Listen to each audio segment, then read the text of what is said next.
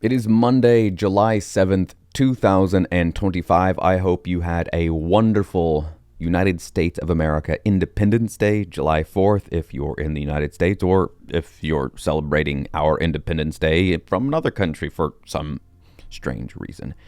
Remember, hit that QR code right there. Before you even subscribe, like, comment, which I encourage you to do, get that QR code. I'm going to be going over something today. It's the last tweet I'm going to be going over that talks about how you can basically get free Bitcoin miners.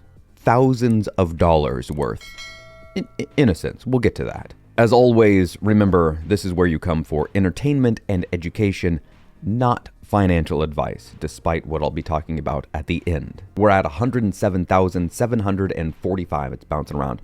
You still, ladies and gentlemen, you still will not get more than 1,000 sats per dollar right now. The priority and anytime fees to move things around on-chain are still super low. And on that point, you can see here on mempool.space that there's hardly anything happening. So this begs the question, should we be filtering out larger size transactions, things happening? I still say yes, because I think my opinion, Delio Pera's opinion, is that Bitcoin and the mempool should be used for financial transactions. And if people are not moving money around, then I guess they're not moving money around. We're going to get into the tweet section now. And I want you to keep in mind something as I go into this first one from Grant McCarty. You can learn so much more about somebody by watching that person interact in the world, going about their day, as opposed to what they say, especially online. So this is the tweet from Grant McCarty. He says, doing some more reflecting on the Bitcoin Policy Summit from this past week. And I think the thing that I loved most about the whole ordeal is how the entire Bitcoin Policy Org team put their egos, set them aside for the sake of the larger mission. Whether it was carrying supplies or filling out spreadsheets, putting together lanyards or moving furniture, assembling bit axes or unloading delivery vehicles, no task was beneath anyone. No detail was too small, and that's what made everything come together. Truly and willfully, I put every ounce of myself into this work and have no regrets. What a life. Now, we're going to go into this thread from Troy Cross here where he talks about a lot of things. He says, in March 2025, the Nakamoto Project surveyed 3,500 adults across the U.S. We found that 48 million American adults own Bitcoin. 11 million hold their own keys. That's nowhere near enough. We need to get that to be 48 million.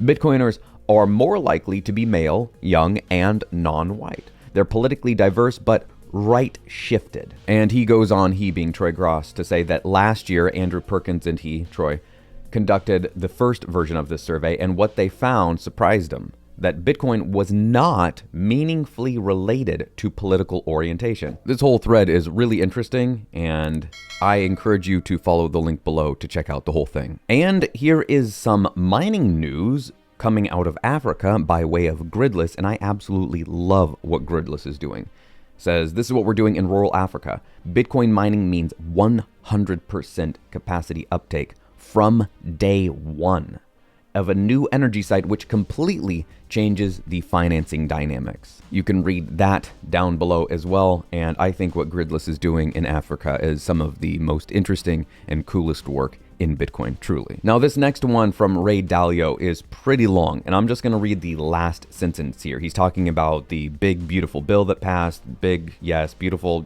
subjective, I guess. He says, unless this path is soon rectified to bring the budget deficit from roughly 7% of GDP to about 3% by making adjustments to spending, taxes, and interest rates, big, painful disruptions will likely occur. And I'm pretty sure that Ray knows the truth of the situation, and the truth is that the adjustments he's talking about to spending, taxes, and interest rates by a reasonable, sound, budget, economically minded government has never happened. So yeah, as Lynn is always saying, nothing stops this train. And here is that thing I was talking about right at the beginning about how you can get kind of, in a way, free Bitcoin mining gear. This is from the Blockware team, Accelerated depreciation is back, baby. With the BBB now passed, Big Beautiful Bill now passed, you will be able to write off 100%. Let me repeat that. Write off 100% of Bitcoin mining hardware costs in a single year. Have $100,000 in capital gains? Buy $100,000 of Bitcoin miners and write it all off. That is exactly the kind of thing that you can learn about, talk about at the Mining Disrupt Expo in Texas, November 11th through the 13th. Ladies and gentlemen, we are gearing up for a massive, massive bull run. I'm not kidding. If you think that the Big Beautiful Bill is bad for Bitcoin, if you think that leading into the 250th year of our great nation's history, our independence, if you think that this is all bad for Bitcoin, I encourage you to do a little bit deeper looking into what makes Bitcoin so special. And arguably the most important thing about Bitcoin is the hard cap. There's 21 million, and that means that it can absorb as much liquidity, as much printing, as much burr as the government throws at it.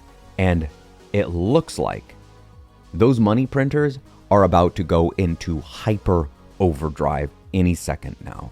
And Bitcoin is just sitting there, doing what it does, waiting to absorb as much money as the governments of the world want to throw at it. Until next week.